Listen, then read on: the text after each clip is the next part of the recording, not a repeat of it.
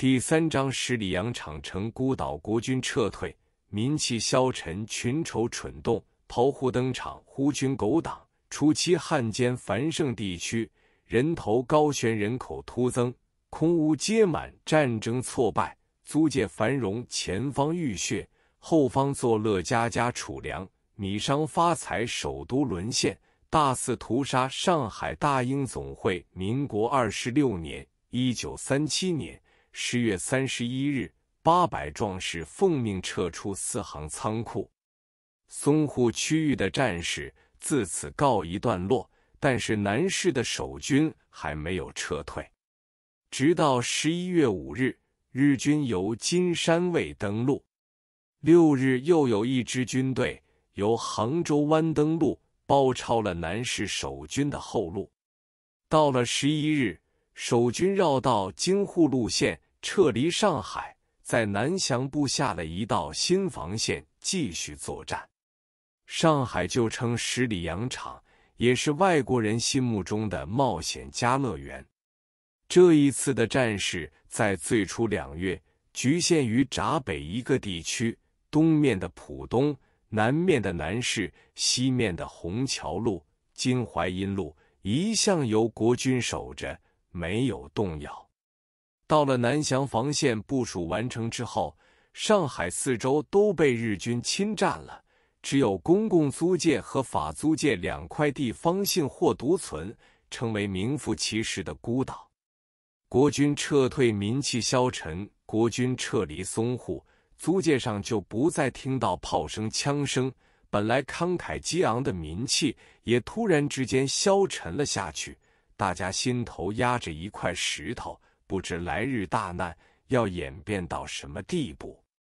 这时候，上海市民对自己的今后命运做出许多打算，有各种各式不同的想法。上海租界有外国士兵和日军站岗，租界内被称为孤岛。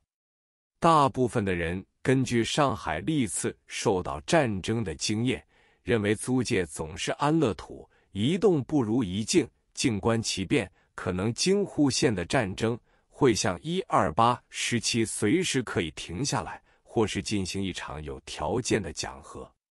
小部分人认为会长期抵抗下去，租界虽然能相安一时，但是一旦日军不顾一切地闯到租界上来胡作非为，也是防不胜防的。所以无数与党、政、军有关的人都不声不响地溜走了。从租界到国军的后方，最大的一条通道就是由上海到杭州。凡是没有钱而又怕战火波及自身的，都向浙江方面逃出去的人数前后也有20-30万。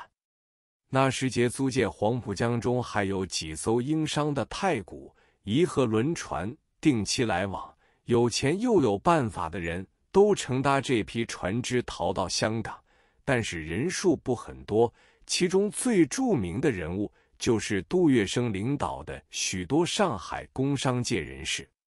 宋子文曾经开出一张名单，凡是与政治有关的人物，每人分送所需要的轮船船票，要他们离开上海，再坐飞机到后方，免得将来受日本人的利用。据说这张名单一共有400多人，包括于鸿钧以下许多大小官员。日军进城时，面带惊恐的市民。军界中人，凡是退休在租界上做寓工的老军人，亦由当局分别致送路费，要他们各奔前程。只有若干别有用心的人留着不走，如老军阀周凤岐就是其中之一，后来被暗杀。一般与党、政、军无关的市民，绝大多数还是留在上海。这许多人认为租界的防范还是可靠，而且既与党、政、军无关，更没有逃难的必要。何况久居上海的人有一种心理，出门一里不如家里。就在这种心理之下，上海租界上还是有着400万的人口。在这时还有那么多的人口，不但房屋奇缺，物足飞涨，而且一切实用杂品来源少而用量大，各行业的生意在奇货可居的情况之下，比平时更容易赚钱。好多难民向四乡跑单帮，来来往往赚钱，因此无形中添了不少小康之家和暴发户，大家称其为发国难财。国难越大，他们发财亦愈多。